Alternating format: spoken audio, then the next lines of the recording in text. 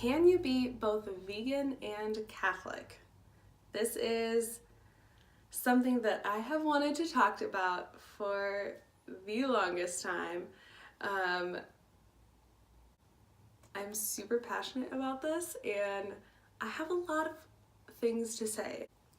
I feel as though there is a large amount of stigma that comes with veganism and with Catholicism, and that oftentimes you don't see them put together. And looking on YouTube, I was trying to find someone who was explaining this point of view, and I could not find anyone who was advocating for both of these things. I couldn't find someone who was Catholic, who was knowledgeable about veganism and ethical eating, and I couldn't really find anyone who was for veganism who is also deeply religious. For me,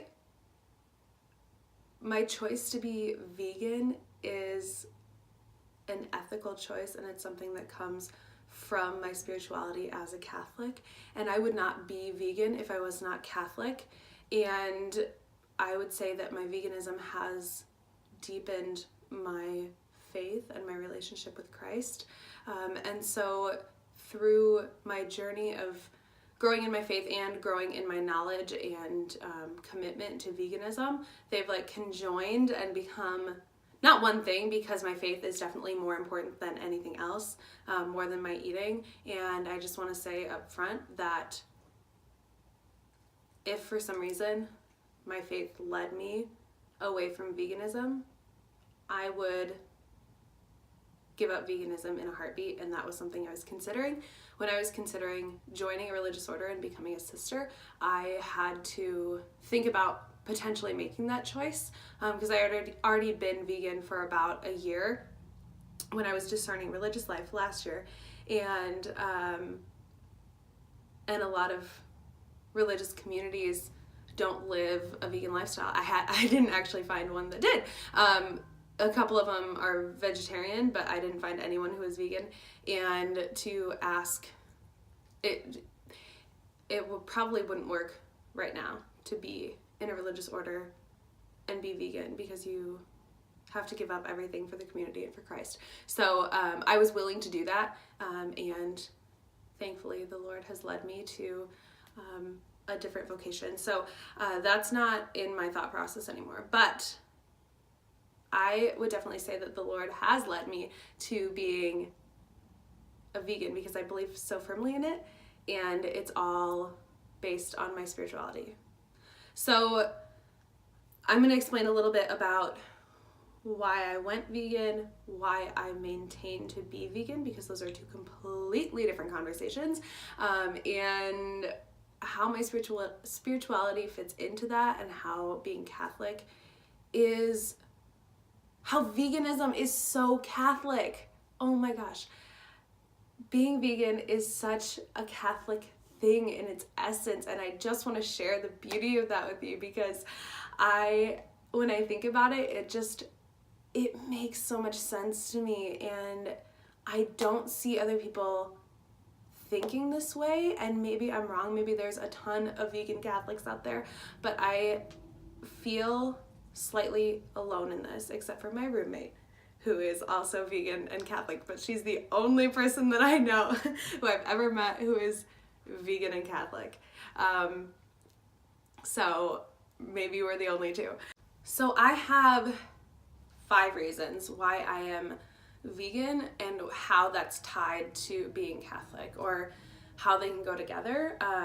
Veganism is sort of a way of life that addresses a lot of injustices, and if you know anything about Catholic social teaching, you'll know that it also addresses a lot of systematic and social injustices, and I feel like veganism addresses many aspects of that by one simple change of what you choose to participate in and what you let yourself consume. And so I'm going to explain 5 of those, and I already said that. Okay, so the primary reason that I went vegan was for health. eating a whole food plant-based diet has been proven to be the healthiest diet for avoiding disease, for longevity, for overall health. If I can recommend to you one video that explains that is so well, it's Forks Over Knives, and it's my favorite documentary, one of my favorite movies in general, and I watch it at least twice a year because I love it so much. It's in my top 5 movies in general, like for entertainment. I think it would be Princess Diaries, Harry Potter, Forks Over Knives. Yep, that's pretty much it. So it's proven to be the healthiest. I think that's just scientific facts that I don't want to get into because I'm not a scientist and I can't explain it very well. But if you do research on nutrition, which I want to talk about more in my life, but if you study nutrition, eating a whole food plant-based diet is so healthy, and animal products like meat, dairy, eggs, those things, they have no nutritional value, and they're very harmful to the human body. From a Catholic point of view, eating vegan is treating your body well and treating your body like a temple. And so to live a healthy lifestyle in any way is an important part of being a Christian, because you want to treat the body that you've been given with respect, because we are made in the image and likeness of God, and He created our bodies out of goodness, and they are essentially good, so we want to take care of them and act with pro-life values, making sure that our lives are as long as they can be naturally, and ensuring that we have a good quality of life. So destroying my body with harmful products, whether it be, meat or dairy, I try to treat my body like a temple and not a graveyard. And that's a phrase, or I've heard the phrase, treat your body like a garden, not a graveyard, which I like, but a temple is, there can be plants in a temple. So I don't want my body to be where things go to die, but things go to live. So that is my first reason, is health. The second reason is the environment, and I could go off on this, but I'll just keep it simple. Animal agriculture is one of the top destroyers of our planet, and you can look at millions of resources that will tell you more information about that. But oh my gosh, the amount of waste and energy that goes into raising, let's say, cattle. You have to first grow the crops that you're going to use to feed the cattle. So you have to grow all those crops, use water and land and food that's there that could be used to feed hungry people, but instead so much of the food is given to animals because a cow is bigger than a human, so it eats more. So you have to raise all of these crops over years to feed huge amounts to cattle, which are then slaughtered, which takes energy to kill them, and then you have to transport their bodies to, a meat processing place, and then you think about all the water and energy used to chop them up and then package them, ship the meat to the stores, and then keep it fresh or whatever. And if you think about that whole process, it's so wasteful. And then all the emissions from those factories, and then even thinking about our ozone layers and how much damage there is to that by the carbon emissions of the cattle, because they fart a lot, and so there's damage just from the cows being around, and farting a lot hurts our environment, which is just the funniest thing ever. But so eating meat and dairy is bad for the environment, and I don't think you have to be vegan to understand that and to make choices that lead you closer to taking care of the environment. But taking care of the environment is such a Catholic topic. I mean, care for God's creation is one of the 7 Catholic social teachings. So it's so essential to our Catholic faith to recognize that beauty is in the creation around us, and that God gave us this earth not to abuse and to use, but to use for our well-being and to care for it. So health, the environment. Number 3 is systematic injustices. And this is a topic that could span the universe because, ooh, again, I could go off, but I won't. I probably will. Okay, I'm back. I had to make another cup of coffee to be able to deal with talking about this subject. But systematic injustices. One of the things that bugs me about the animal industry, animal agriculture industry in America, is just that these people know the facts of nutrition and that it's not good for people, but yet they've infiltrated our government to promote their industries so much that now the nutrition charts that you see, the food pyramid, the old one that looked like this, and then there was a new one, and now the My Plate, they all support meat consumption and dairy consumption especially. Ooh, got milk? No, I don't! Since they're giving money to the government, of course the government's going to promote their industries as nutritious, and the powerful bread lobby is stopping all my research. If you know that quote, congratulations. But I wish there was a powerful bread lobby, but there's only a powerful meat and dairy lobby. So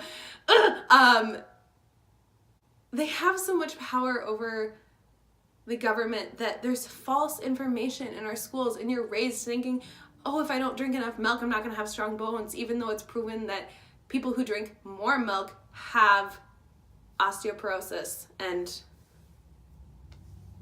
the things where your bones get weak and turn to jello. One of my favorite quotes is from The Starch Solution and Dr. John McDougall. Let me grab the book. Hang on. Okay. Quote from Dr. John McDougall.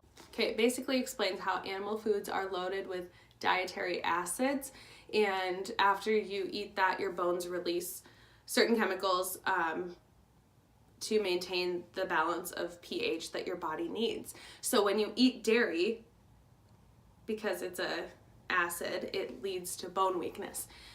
And so he says, thus, the chronic overconsumption of dietary acids from meat, poultry, fish, and cheese essentially causes you to pee your bones into the toilet, which I just love. So don't pee your bones out. Don't eat dairy. Not sponsored. So again, misinformation caused by the government's ties to major, huge industries that control, you know, our whole culture of eating and of nutrition that's in America, which leads to so much childhood obesity. And it's not because families and kids don't know what's nutritious, or it's not because they are intentionally overeating or making bad choices consciously. It's because the information that they're getting on how to eat nutritiously, or in any way, there's 2 points here.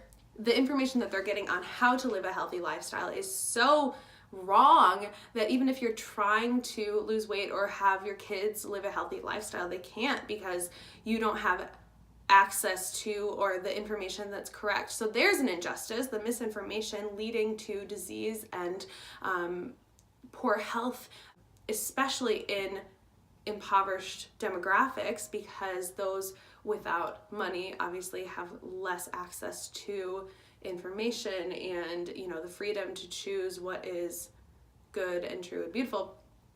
But there's also the issue with mistreating those people. So, systematic injustice number 18, or whatever I'm talking about.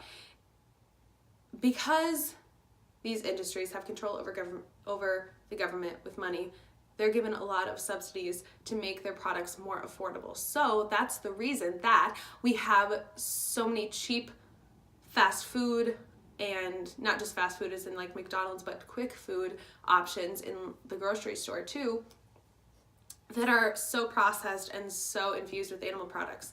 So a cheeseburger and, you know, a milkshake is a couple bucks. Well, obviously that's more accessible to people who don't have a lot of money.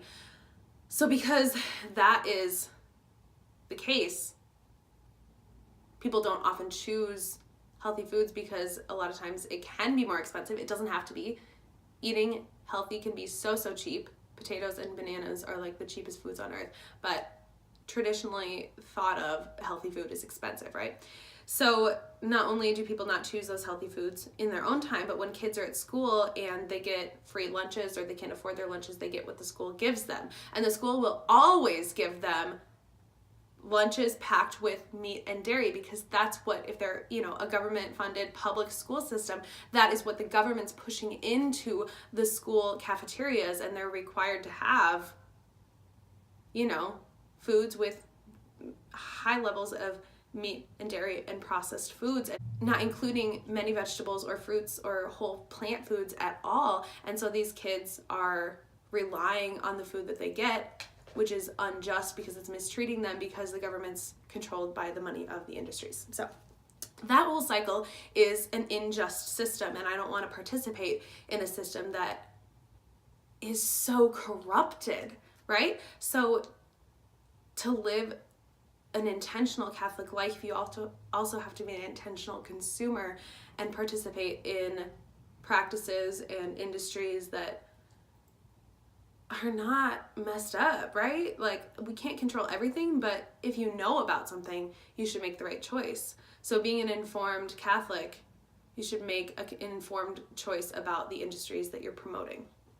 And just another aspect of this is, so often the factory conditions, even within the United States, of these meat packing plants or, dairy farms, egg farms, so like chicken farms, are so dirty and packed full of animals that can never move, and they're inside cages. And I haven't even gotten to animal rights yet, so not considering that, but for the humans working in these conditions, which is, more important in my mind, because humans, animals,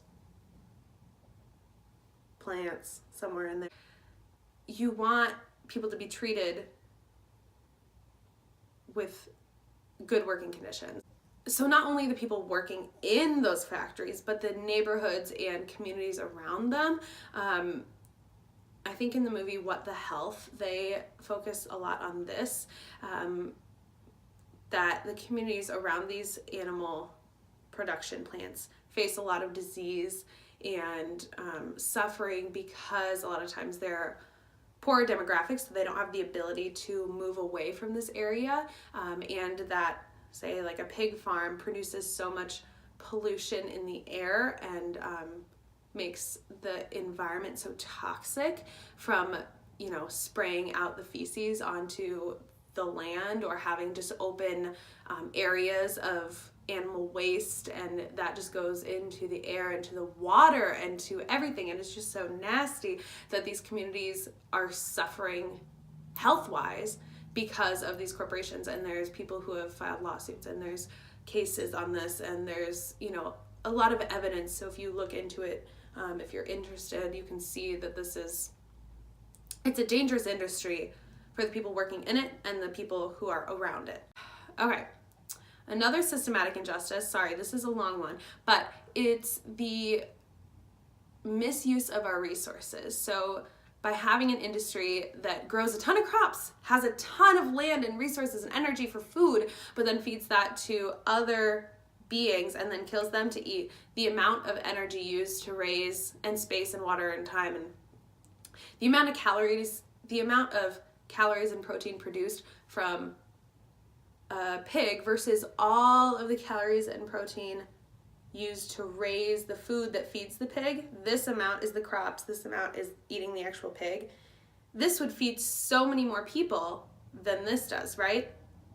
So it's a misuse of our resources when we have so many hungry people in the world to eat something that uses up resources, instead of using that land and food just to feed people directly. So it's so inefficient that it causes a lot of suffering indirectly. Does that make sense? Maybe it doesn't. But that is all I have. Oh, Lord bless. Number 4 is widening my circle of compassion. So when I went vegan, it was only for the first 3 reasons. And I was very adamant about that it was only for health, the environment, and the system. It was not about animal rights. Now, it is. So we are called as Catholics to care for God's creation, and that includes his animals. And boy, oh boy, does it. I think so often we use things, right? We use people, we use things, we're materialistic, we're selfish. That's just original sin. That's our tendency towards selfishness and misuse of the other. Humans are created in the image and likeness of God, and that's what makes us unique, and that's what gives us our salvable souls. But everything on earth is created to direct us towards God the Father. And so everything on earth, all of creation, is a reflection in some way of God's goodness. And this is what I love so, so much, and what makes being vegan so essentially Catholic, is that everything on earth leads us to God. Everything that is created should lead us to Christ. And if you go out in nature, and right now it's fall, so all the leaves are turning and it's beautiful, you can't deny that there's something good and there's something bigger out there when you see all the leaves changing in the fall. And spending time in nature, so many people who aren't even religious say that their church is the woods, or that they feel more connected with the universe when they're outside. And that's because they're searching for that deeper truth that God created the universe because it's a reflection of his love. And so when you go outside and you see the nature, it's a reflection of God. It's a small hint at who God is. It tells us something beautiful about him.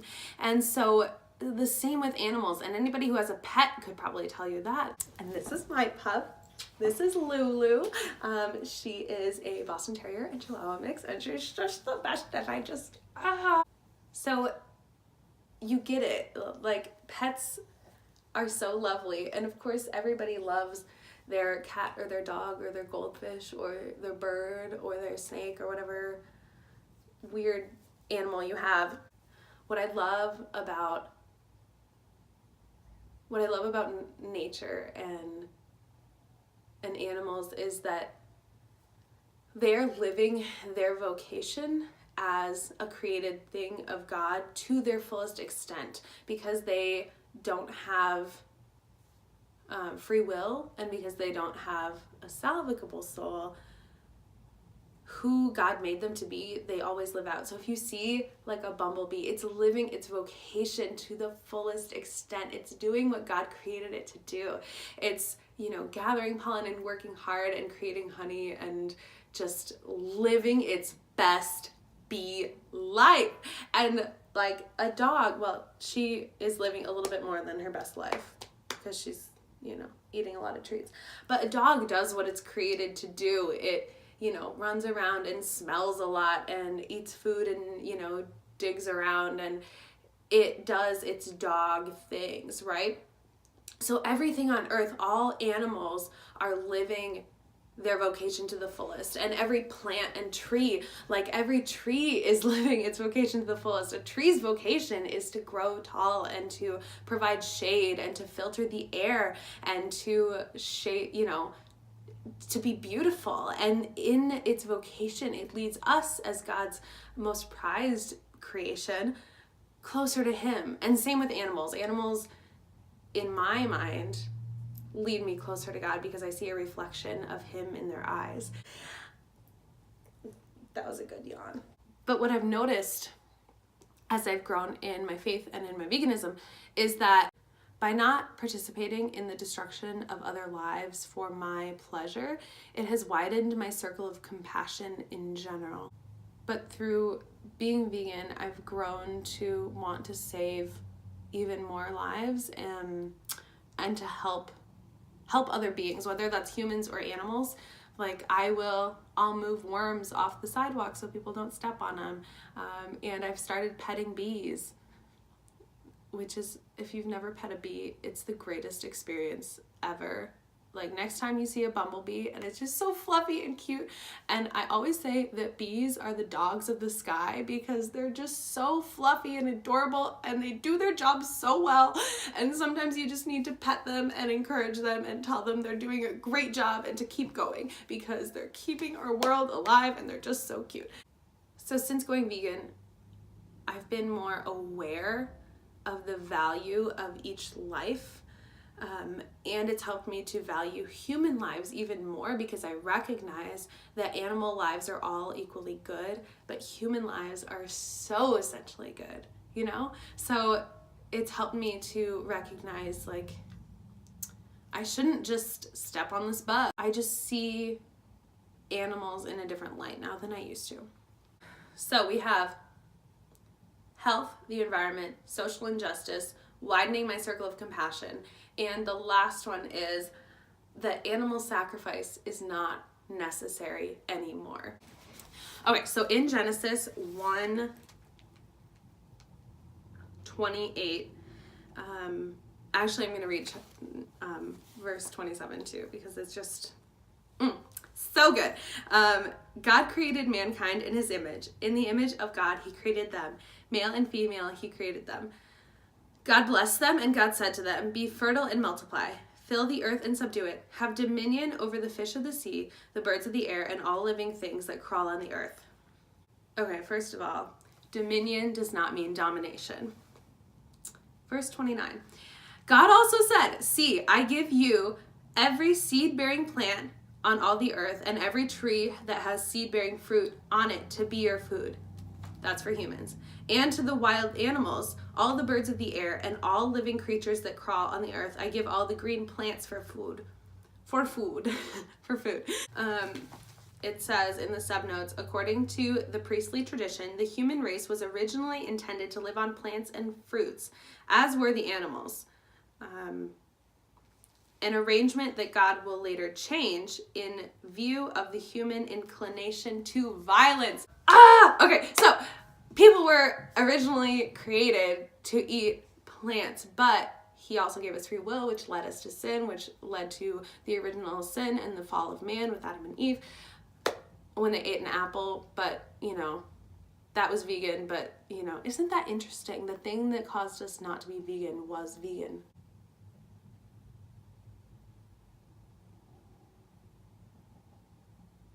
So we started sinning as human people, and the effects of sin, the consequences for sin are death, right? So God required sacrifice for that in reparation for our sins. So in all of the Old Testament, you see in the Jewish tradition the necessity of animal sacrifice, but none of that was enough. Throughout the ages of the Old Testament Israelites, there were so many sacrifices made, and through this beautiful love story of humanity, none of it was enough until Jesus Christ came, and he was the Paschal Lamb. He was the ultimate sacrifice for it. If you are looking for an amazing explanation about Christ being the ultimate sacrifice and fulfilling the need for the sacrifice and being the lamb and all of that stuff, if you want a deeper understanding of the Eucharist, please listen to the talk, The Jewish Roots of the Eucharist by Dr. Brad Petrie. It's Brant. Dr. Brant Petrie, The Jewish Roots of the Eucharist. I think it's also a book, and it's like a Lighthouse Catholic Media talk. You can get it online. You can get it in a CD. Please, my 2 suggestions from this video are The Jewish Roots of the Eucharist and Forks Over Knives. But it explains so well how Jesus fit every prophecy and every requirement to be that ultimate sacrifice for us. So in Christ's death and resurrection, he bought for us eternal life, and it put an end to the need for animal sacrifice because he paid the price for everything. And so there wasn't a need to sacrifice lambs on the Passover, or, turtle doves, or this or that, for these different levels of sacrifice that were in Judaic tradition. He claimed it all. And so for me, being vegan has emphasized that in my life, and it's made me recognize my dependency on Christ's sacrifice. And so killing animals isn't part of my vocabulary anymore. So when I see and I meditate on the passion of Christ, it is so much more powerful for me, because I really understand that that is the only person, the only being that has had to die for me. But meditating on the sacrifice and the passion and death of Christ has become so much more powerful for me now that I don't demand the sacrifice of anyone else. Being vegan helps me to recognize the gravity of the sacrifice of Christ, because I don't cloud my environment with needing death to fulfill my needs. It's not a part of, it doesn't have to be a part of life. We're in a culture of death, and I think part of that culture of death includes animal agriculture. We're clouded with this view that it's just a necessary part of life, that these animals live and they're probably suffering because their environments aren't that great, and that suffering and death is a part of life. And that's the culture of death, but the culture of life is the Catholic life and living a life of Christ. And it's so clear to me how being vegan supports less suffering. A lot of people who are vegan say that veganism is all about reducing suffering. But Catholicism is too. Catholicism, in its outward efforts to, evangelize and to promote social justice, and all of the efforts of Catholics throughout the ages, has been to alleviate suffering. And,